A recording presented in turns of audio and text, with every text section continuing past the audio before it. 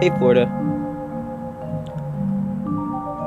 One thing that I've learned in my young life is that it's important to make use out of your time. People spend their time doing all sorts, all sorts of different things. And sometimes it can be confusing to choose how to spend your free time. But for most, getting into a hobby is a great solution. But it can be hard to choose just one, especially when there are so many options. But once you do, it can really distract you from all the other stuff that's piling and piling and piling up in your life. And it gives you something to do because you don't want to end up just alone, just hanging around, just hanging around doing nothing. Hey, I'm Mike, and I'm here for this documentary. He asked me if I had a hobby, and it's kind of more of an obsession. I just recently did my first podcast. I'm 67. I've lost about 100 pounds, kept it off for over 27 years. I would say maintaining your weight is almost an act of social rebellion.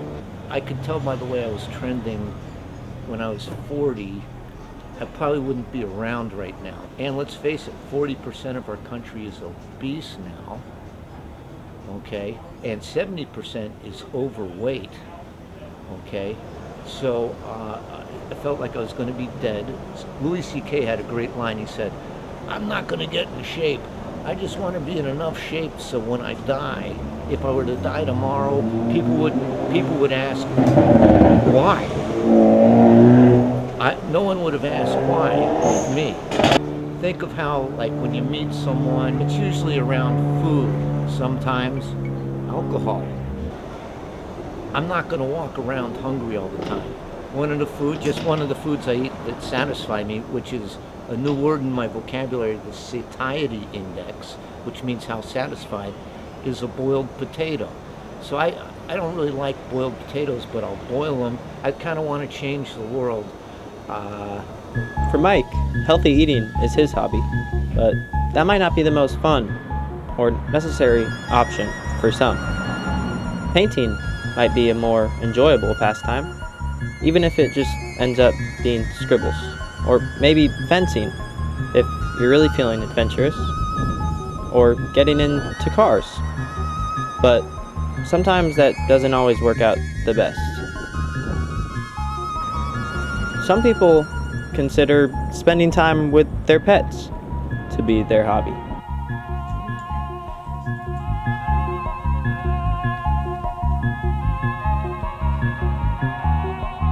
What's his name? Albus from Harry Potter. Oh, okay. But that doesn't always work out the best either. Biking is a popular one. With all these options filling your head, it's good to sit back and think as to which one is pulling your interest the most. Because you don't want to get burnt out by your choice. And on that note, I thought it'd be good to check back in with Mike and see how his hobby is going. All right, so we're walking in. Got the Linder's candies, which if you haven't had them, you're trying to lose weight, stay the fuck away from Hershey's, the eggs, Whoppers. Right now, I'm triggered.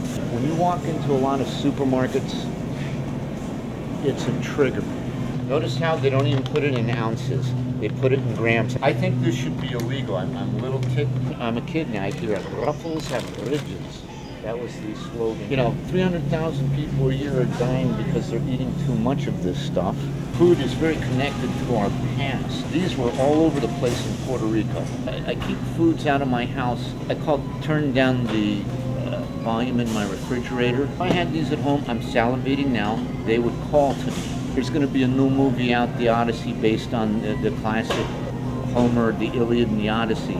And in the Odyssey, there's the sirens who call the sailors to the shore where they crash because they're so beautiful. And then almost a perfect analogy is then the men get turned into pigs. I don't allow any sirens in my house unless I'm going to have a splurge and eat them. Let's say this was a woman, very attractive, very sexy woman. She's going to make me pregnant. She's going to take my money and my dignity. But damn, it'd be fun to consume her, but I'm not going to take her home.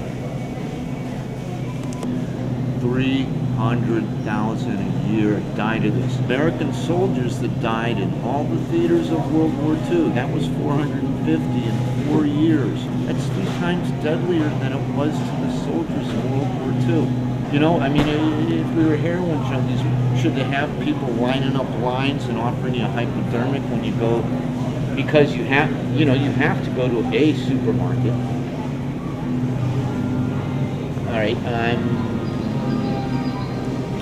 we did the beans, right? Yeah. It seems that Mike has really found his path, and that's encouraging for the rest of us who are just wandering around looking for something to do. So I'll leave this advice with you. No matter how tired you are, get out of bed, no matter where that is, and try as many different hobbies as you can, no matter where they take you, and keep trying and trying and trying until you finally find the one that works for you.